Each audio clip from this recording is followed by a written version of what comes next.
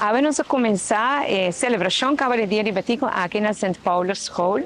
A St. Paulo School está começar com o himno, a bandeira, com todos os alunos para aqui não, então é algo hopi bonita.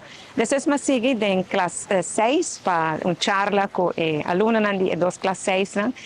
E me visita uma charla hopi interessante, viaje mais, para por ter essa informação para muito não, alunos não são hopi de batismo, pero principalmente me quer inspirar ou estimular mas tanto para também realizar uma coisa grande para nós, para Aruba, para a escola, estimular pouco mais com na leas e no estudo.